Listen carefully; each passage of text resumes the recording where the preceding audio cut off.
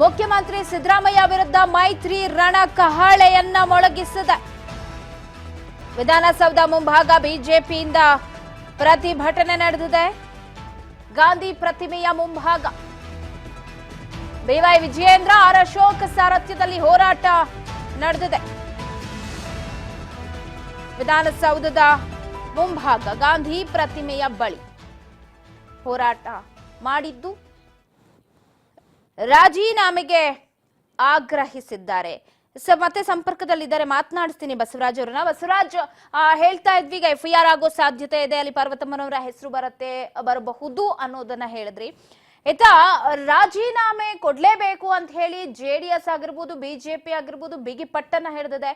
ನೀವು ಸರಿಯಾಗಿದ್ರೆ clean hand ಅನ್ನೋದಾದ್ರೆ ಅದನ್ನ ತನಿಖೆ ನಂತರ ಸಾಬೀತು ಮಾಡಿ ಅಲ್ಲಿವರೆಗೂ ನೀವು ರಾಜೀನಾಮೆ ಕೊಡಿ ಅಂತ. ಸೊ ಇವತ್ತು ಕೂಡ ಗಾಂಧಿ ಪ್ರತಿಮೆಯ ಬಳಿ ಪ್ರತಿಭಟನೆಯನ್ನ ಮಾಡಿದ್ರು. ಯಾರೆಲ್ಲ ಇದ್ರು, ಏನಾಗಿತ್ತು ಅವರ ಒತ್ತಾಯ? ಪವಿತ್ರ, CM ಸಿದ್ದರಾಮಯ್ಯವರ ಒಂದು ವಿರುದ್ಧವಾಗಿ ಮೂಡ ಪ್ರಕರಣದಲ್ಲಿ ಏನ್ ಕೋರ್ಟ್ ತನಿಖೆಗೆ ಆದೇಶ ಮಾಡಿದೆ, ಅದರ ಆಧಾರದ ಅಡಿಯಲ್ಲಿ CM ಸಿದ್ದರಾಮಯ್ಯವರು ಕೂಡಲೇ ಅವರ CM ಸ್ಥಾನಕ್ಕೆ ರಾಜೀನಾಮೆ ಕೊಡಬೇಕು ಅನ್ನುವಂಥದ್ದನ್ನು ಆಗ್ರಹಿಸಿ ಇವತ್ತು ಬಿಜೆಪಿಯ ಎಲ್ಲ ಶಾಸಕರು, ಪರಿಷತ್ ಸದಸ್ಯರು ಎಲ್ಲರೂ ಕೂಡ ಈಗ ವಿಧಾನಸೌಧದ ಗಾಂಧಿ ಪ್ರತಿಮೆ ಬಳಿ ಇನ್ನೂ ಕೂಡ ಪ್ರತಿಭಟನೆ ಮಾಡ್ತಾ ಇದ್ದಾರೆ. ವಿರೋಧ ಪಕ್ಷದ ನಾಯಕರಾಗಿರ್ತಕ್ಕಂಥ ಆರ್ ಅಶೋಕ್ ಅವರ ಒಂದು ನೇತೃತ್ವದಲ್ಲಿ ಪ್ರತಿಭಟನೆ ನಡೀತಾ ಇದೆ. ಮಾಜಿ ಸಚಿವರಾಗಿರ್ತಕ್ಕಂಥ CC ಪಾಟೀಲ್, ಅರಗ ಜ್ಞಾನೇಂದ್ರ, ಸುನೀಲ್ ಕುಮಾರ್, ಮತ್ತೆ ಪರಿಷತ್ ಸದಸ್ಯರಾಗಿರ್ತಕ್ಕಂಥ CP ಯೋಗೇಶ್ವರ್, ಎನ್ ರವಿಕುಮಾರ್ ಸೇರಿದಂತೆ ಹಲವು ಶಾಸಕರು ಮತ್ತು ಪರಿಷತ್ ಸದಸ್ಯರು ಮತ್ತೆ ಲೋಕಸಭಾ ಮಾಜಿ ಸದಸ್ಯರು ಕೂಡ ಇಲ್ಲಿ ಭಾಗಿಯಾಗಿರ್ತಕ್ಕಂಥದ್ದು. ಮತ್ತೆ ರಾಜ್ಯಸಭಾ ಸದಸ್ಯರಾಗಿರ್ತಕ್ಕಂಥ ಜಗ್ಗೇಶ್ ಅವರು ಕೂಡ ಈ ಒಂದು ಪ್ರತಿಭಟನೆ ಭಾಗಿಯಾಗಿದ್ದಾರೆ. ಇನ್ನು ಕೂಡ ಪ್ರತಿಭಟನೆ ನಡೀತಾ ಇದೆ. ವಿರೋಧ ಪಕ್ಷದ ನಾಯಕರಾಗಿರ್ತಕ್ಕಂಥ ಆರ್ ಅಶೋಕ್ ಅವರು ಕೂಡ ಮಾತನಾಡ್ತಾ ಇದ್ದಾರೆ. ಪ್ರಮುಖವಾಗಿ ಈಗ CM ಸಿದ್ದರಾಮಯ್ಯವರು ನನ್ನ ಒಂದು ರಾಜಕೀಯ ಜೀವನದಲ್ಲಿ ಯಾವುದೇ ರೀತಿ ಕಪ್ಪು ಚುಕ್ಕೆ ಇಲ್ಲ, ನಾನು ಕ್ಲೀನ್ ಹ್ಯಾಂಡ್ ಆಗಿದ್ದೇನೆ ಅನ್ನುವಂಥದ್ದನ್ನ ಹೇಳ್ತಾ ಇದ್ರು. ಆದ್ರೆ ಇದೀಗ ನ್ಯಾಯಾಲಯವೇ ಒಂದು ತನಿಖೆಗೆ ಅಗತ್ಯ ಇದೆ ಅನ್ನುವಂಥದ್ದನ್ನ ಆದೇಶ ಮಾಡಿರ್ತಕ್ಕಂಥದ್ದು. ಹಾಗಾಗಿ ಇಲ್ಲಿ ಈಗ ಲೋಕಾಯುಕ್ತದಲ್ಲಿ ಒಂದು ಪ್ರಕರಣವನ್ನು ದಾಖಲಿಸಿಕೊಂಡು ತನಿಖೆ ಆಗ್ಬೇಕು. ಆದ್ರೆ ಇವರ ಕೆಳಗಿರ್ತಕ್ಕಂಥ ಅಧಿಕಾರಿಗಳು ಯಾವ ರೀತಿಯಾಗಿ ಈ ತನಿಖೆ ನಿಷ್ಪಕ್ಷಪಾತವಾಗಿ ನಡೆಯುತ್ತೆ, ಹಾಗಾಗಿ ಇವರು ರಾಜೀನಾಮೆ ಕೊಟ್ರೆ ಮಾತ್ರ ಇದು ನಿಷ್ಪಕ್ಷಪಾತವಾಗಿ ನಡೆಯಲಿಕ್ಕೆ ಸಾಧ್ಯ, ಇಲ್ಲ ಅಂತಂದ್ರೆ ಇದು ಎಲ್ಲೋ ಒಂದು ಕಡೆ ಇದು ಯಾವುದೇ ರೀತಿ ನಿಷ್ಪಕ್ಷಪಾತವಾಗಿ ತನಿಖೆ ಆಗೋದಿಲ್ಲ. ಹಾಗಾಗಿ ಕೂಡಲೇ ಅವರು ರಾಜೀನಾಮೆ ಕೊಡಬೇಕು, ಅವರು ನೈತಿಕತೆಯನ್ನ ಪ್ರಶ್ನೆ ಮಾಡ್ಕೊಳ್ಬೇಕು ಅನ್ನುವಂಥದ್ದನ್ನು ಕೂಡ ಬಿಜೆಪಿ ನಾಯಕರು ಆಗ್ರಹಿಸ್ತಾ ಇದ್ದಾರೆ. ಹಾಗಾಗಿ ಈಗ ಕೂಡಲೇ ರಾಜೀನಾಮೆ ಕೊಡ್ಲೇಬೇಕು ಅಂತ ವಿಧಾನಸೌಧದ ಗಾಂಧಿ ಪ್ರತಿಮೆ ಮುಂಭಾಗ ಪ್ರತಿಭಟನೆ ಕೂಡ ಮಾಡ್ತಾ ಇದ್ದಾರೆ. ಪವಿತ್ರ, ಒಂದು ಕಡೆ ಟೆನ್ಷನ್ ಸಿದ್ದರಾಮಯ್ಯನವರಿಗೆ, ಇನ್ನೊಂದು ಕಡೆ ನೋಡಿ ಜ್ಞಾನ ಆರೋಗ್ಯ ಕಾರ್ಯಕ್ರಮದಲ್ಲಿ ಸ್ವತಃ CM ಸಿದ್ದರಾಮಯ್ಯನವರೇ ಉದ್ಘಾಟನೆಯಲ್ಲಿ ಪಾಲ್ಗೊಂಡಿದ್ರು. ಇದೆಲ್ಲ ಹೇಗೆ ಸಾಧ್ಯ ಆಗುತ್ತೆ ಅಂತ? ಪವಿತ್ರ, ಒಂದು ಕಡೆ ಈ ಒಂದು ಕಾನೂನಿನ ತೊಡಕು ಮತ್ತೆ ಈ ಪ್ರಕರಣ ಯಾವ ರೀತಿಯಾಗಿ ಮುಂದೆ ಸಾಗುತ್ತೆ, ಇದೀಗ ನ್ಯಾಯಾಲಯ ಕೂಡ ತೀರ್ಪನ್ನ ಕೊಟ್ಟಿದೆ. ಮತ್ತೆ ಮೈಸೂರಿನ ಲೋಕಾಯುಕ್ತದಲ್ಲಿ FIR ದಾಖಲಾಗುವಂತಹ ಸಾಧ್ಯತೆ ಕೂಡ ಇರುವಂತದ್ದು. ಹಾಗಾಗಿ ಇವತ್ತು ದೊಡ್ಡ ಮಟ್ಟದ ಬೆಳವಣಿಗೆ ನಡೀತಾ ಇದೆ. ಇಂಥ ಒಂದು ಬೆಳವಣಿಗೆ ಸಂದರ್ಭದಲ್ಲಿ ಮತ್ತೆ ವಿಪಕ್ಷಗಳು ಕೂಡ ಅವರ ರಾಜೀನಾಮೆಗೆ ಆಗ್ರಹಿಸಿ ಪ್ರತಿಭಟನೆ ಮಾಡ್ತಾ ಇದ್ದಾವೆ. ಹಲವಾರು ನಾಯಕರು ವಾಗ್ದಾಳಿ ನಡೆಸ್ತಾ ಇದ್ದಾರೆ. ಮತ್ತೆ ಅವರಿಗೂ ಕೂಡ ಕಾನೂನು ರೀತಿಯಲ್ಲಿ ಯಾವ ರೀತಿ ಹೋರಾಟ ಮಾಡಬೇಕು ಅನ್ನುವಂಥದ್ದನ್ನು ಕೂಡ ಬೆಳಗ್ಗೆ ಕೂಡ ಸಭೆ ನಡೆಸಿದ್ದಾರೆ. ಇಂಥ ಒಂದು ಸಂದರ್ಭದಲ್ಲಿ ಕೂಡ ಅವರು ಅವರದೇ ಆಗಿರ್ತಕ್ಕ ಕಾರ್ಯಕ್ರಮಗಳು ಏನಿದಾವೆ, ಹಲವಾರು ಸರ್ಕಾರಿ ಕಾರ್ಯಕ್ರಮಗಳಲ್ಲಿ ಕೂಡ ಭಾಗಿಯಾಗ್ತಾ ಇದ್ದಾರೆ.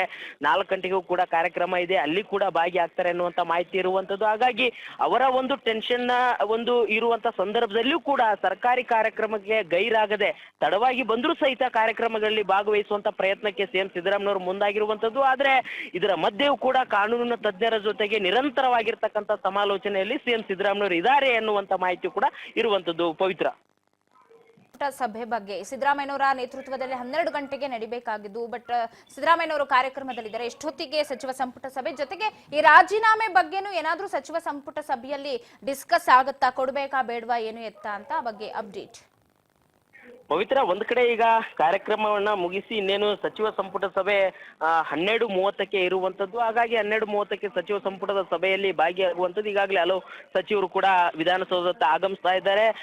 ಸಚಿವ ಸಂಪುಟದಲ್ಲಿ ಪ್ರಮುಖವಾಗಿ ಇವತ್ತು ಬಿಜೆಪಿ ಮತ್ತು JDS ನಾಯಕರು, ವಿಪಕ್ಷಗಳು ಏನು ರಾಜೀನಾಮೆಗೆ ಆಗ್ರಹಿಸ್ತಾ ಇದ್ದೇವೆ, ಆ ಒಂದು ವಿಚಾರಕ್ಕೆ ಸಂಬಂಧಪಟ್ಟಂತೆ ಕೂಡ ಚರ್ಚೆ ಆಗುವಂತ ಎಲ್ಲ ಸಾಧ್ಯತೆ ಇರುವಂತದ್ದು. ಮತ್ತೆ ಕಾನೂನು ರೀತಿಯಲ್ಲಿ ಹೋರಾಟ ಯಾವ ರೀತಿಯಾಗಿ ಮಾಡಬೇಕು, ವಿಪಕ್ಷಗಳು ಆರೋಪಗಳು ಮಾಡಿದಂತ ಸಂದರ್ಭದಲ್ಲಿ ಅವರಿಗೆ ಪ್ರತಿಯಾಗಿ ಸಚಿವರು ಆಗಿರ್ಬೋದು, ಶಾಸಕರಾಗಿರ್ಬೋದು, ಎಲ್ಲರೂ ಕೂಡ ಪ್ರತಿಯಾಗಿ ಅವರಿಗೆ ಉತ್ತರ ತಿರುಗೇಟನ್ನ ಕೊಡ್ಲೇಬೇಕು ಅನ್ನುವಂಥದ್ದನ್ನು ಕೂಡ ಇವತ್ತು ಸಚಿವ ಸಂಪುಟದಲ್ಲಿ ಕೆಲವೊಂದಿಷ್ಟು ತೀರ್ಮಾನಗಳನ್ನ ಕೈಗೊಳ್ಳುವಂತ ಸಾಧ್ಯತೆ ಇದೆ.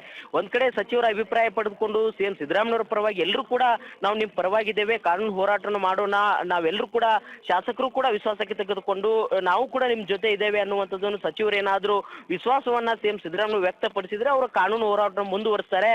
ಒಂದು ವೇಳೆ ಏನಾದ್ರೂ ಅಲ್ಲಿ ಏನಾದ್ರೂ ಅಪಸ್ವರ ಕೇಳಿ ಬಂದ್ರೆ ಅದು ಮುಂದಿನ ರೀತಿಯಲ್ಲಿ ಹೈಕಮಾಂಡ್ ನಾಯಕರ ಮಟ್ಟಕ್ಕೆ ಗಮನಕ್ಕೆ ತಂದು ಅದನ್ನು ಯಾವ ರೀತಿಯಾಗಿ ತೆಗೆದುಕೊಳ್ಬೇಕು ಅನ್ನುವಂಥದ್ದನ್ನು ಕೂಡ ಸಿಎಂ ಸಿದ್ದರಾಮಯ್ಯವರಿಗೆ ದೊಡ್ಡ ಮಟ್ಟದ ಆತಂಕ ಶುರು ಆಗುವಂತ ಎಲ್ಲ ಸಾಧ್ಯತೆ ಇರುವಂತದ್ದು. ಆದ್ರೆ ಇವತ್ತಿನ ಸಚಿವ ಸಂಪುಟದಲ್ಲಿ ಅವರ ಕಾನೂನು ರೀತಿಯಲ್ಲಿ ಹೋರಾಟ ಮತ್ತು ವಿಪಕ್ಷಗಳ ಏನು ಆರೋಪ ಒಂದು ಪ್ರತಿಭಟನೆ ಮಾಡ್ತಾ ಇದ್ದಾವೆ ಅವು ಆ ಒಂದು ಪ್ರತಿಭಟನೆಗಳಿಗೆ ಯಾವ ರೀತಿಯಾಗಿ ಉತ್ತರಿಸಬೇಕು, ಅವರೆಲ್ಲ ಆರೋಪಗಳಿಗೆ ಯಾವ ರೀತಿ ಉತ್ತರಿಸಬೇಕು ಅನ್ನುವಂಥದ್ದನ್ನು ಕೂಡ ಇವತ್ತಿನ ಸಚಿವ ಸಂಪುಟದಲ್ಲಿ ತೀರ್ಮಾನ ಮಾಡಲಾಗುತ್ತೆ. ಪವಿತ್ರ. ಓಕೆ ಬಸವರಾಜ್, ಥ್ಯಾಂಕ್ ಯು ಮಾಹಿತಿಗಾಗಿ. ಒಟ್ಟಾರೆ ಸಿದ್ದರಾಮಯ್ಯನವ್ರು ನೋಡಿ, ಒಂದ್ ಕಡೆ ಟೆನ್ಷನ್ ಇದೆ, ಒಂದ್ ಕಡೆ ಬಿಜೆಪಿಯವ್ರು ಬಿಟ್ಟು ಬಿಡದೆ ಪ್ರತಿಭಟನೆ ಮಾಡ್ತಿದ್ದಾರೆ, ಇತ್ತ ಸಿದ್ದರಾಮಯ್ಯನವರು ಕೂಲ್ ಆಗಿದ್ದಾರೆ. ಜ್ಞಾನ ಆರೋಗ್ಯ ಕಾರ್ಯಕ್ರಮದಲ್ಲಿ ಸಿದ್ದರಾಮಯ್ಯನವರು ಪಾಲ್ಗೊಂಡಿದ್ದಾರೆ.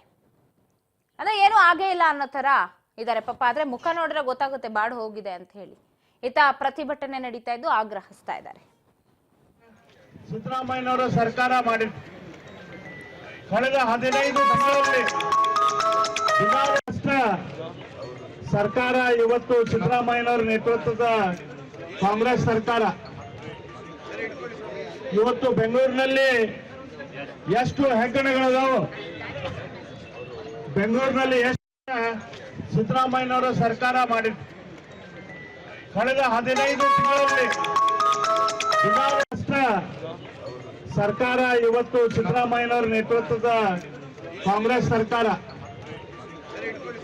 ಇವತ್ತು ಬೆಂಗಳೂರಿನಲ್ಲಿ ಎಷ್ಟು ಹೆಗ್ಗಣಗಳಿದಾವು, ಬೆಂಗಳೂರಿನಲ್ಲಿ ಎಷ್ಟು ಬಿಜೆಪಿ ವಿಧಾನಸೌಧದ ಮುಂಭಾಗದಲ್ಲಿ ಪ್ರತಿಭಟನೆಯನ್ನ ಮಾಡ್ತಾ ರಾಜೀನಾಮೆಯನ್ನ ಕೊಡಬೇಕು ರಾಜಕೀಯವಾಗಿ ಸಿದ್ದರಾಮಯ್ಯನವರು ಸಿಎಂ ಸ್ಥಾನಕ್ಕ ಅಂತ ಹೇಳಿ ಪ್ರತಿಭಟನೆ ಮಾಡ್ತಾ ಇದ್ದಾರೆ. ಸೊ ಇತ್ತ ಸಿದ್ದರಾಮಯ್ಯನವರು ಕೂಲ್ ಆಗಿ ಜ್ಞಾನ ಆರೋಗ್ಯ ಕಾರ್ಯಕ್ರಮದಲ್ಲಿ ಪಾಲ್ಗೊಂಡಿದ್ದಾರೆ. ಇತ್ತ 12 ಗಂಟೆಗೆ ಸಚಿವ ಸಂಪುಟ ಸಭೆ ಕರೆದಿದ್ರು, ಇನ್ನು ಆರಂಭವಾಗಿಲ್ಲ, ಕೆಲ ಕ್ಷಣಗಳಲ್ಲಿ ಆರಂಭವಾಗೋ ಸಾಧ್ಯತೆ ಇದೆ. ಸೊ ಅಲ್ಲಿ ಒಗ್ಗಟ್ಟು ಪ್ರದರ್ಶನ ಆಗೋ ಸಾಧ್ಯತೆ ಇದೆ.